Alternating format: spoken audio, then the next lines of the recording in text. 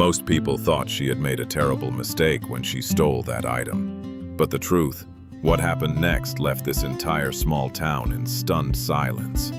Under the scorching sun of suburban Detroit, the sound of a Cadillac's tires crunching on dry gravel felt like an omen. 4 men in black suits and sunglasses stepped out with the cold expressions of debt collectors.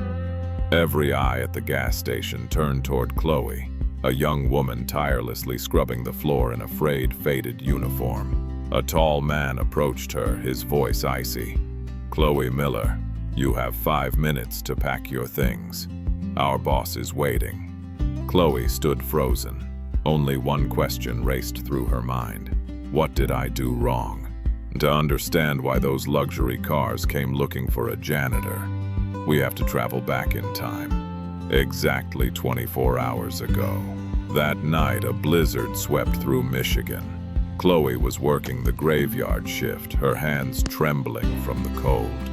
Her life was a mountain of debt. Overdue tuition bills and expensive medication for her sick mother.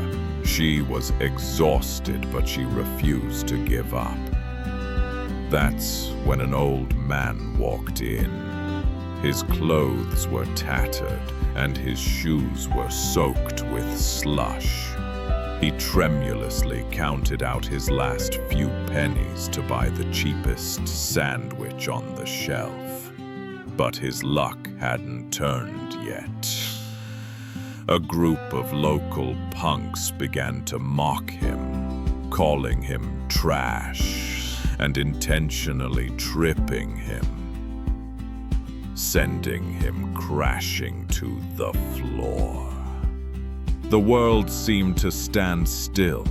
Other customers looked away, afraid of trouble, but not Chloe.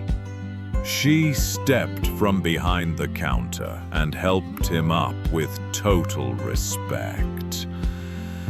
She didn't just give him the sandwich for free. She took off her only spare jacket and handed it to him. She said softly, "I don't have much, sir. But it's freezing tonight, and you need this more than I do." Back to the present. Chloe was driven to a massive mansion hidden deep in the northern woods. The sheer luxury of the place took her breath away and filled her with dread.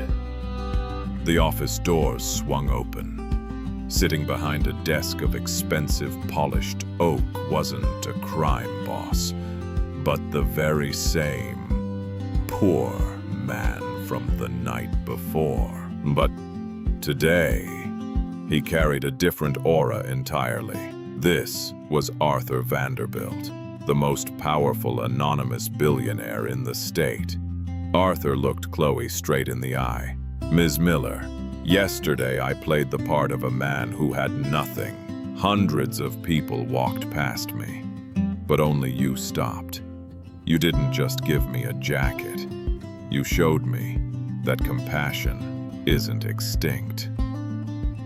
He slid a check for $100,000 across the desk, a number that could solve every tragedy in her life instantly. But Chloe's reaction was what surprised Arthur the most. She pushed the check back. She said, "I helped you because you were a human being in need, not to get a return on these numbers." Arthur smiled. It wasn't the smile of a businessman, but that of a father. He said, "That is the answer I needed. Money can buy service, but it can never buy integrity." Instead of the check, Arthur offered Chloe a full-ride scholarship and a position managing his family's charitable foundation. He realized that someone who treasures the smallest values when they have nothing is the one most deserving of holding great things. Chloe Miller's story isn't just about a stroke of luck. It's a reminder for all of us. In a world where everyone is trying to be famous or rich, choose to be kind. Because money can build skyscrapers, but only empathy can build a lasting society. If this story touched your heart, share it so kindness can spread. I'm Kindness in Life. Thank you for listening.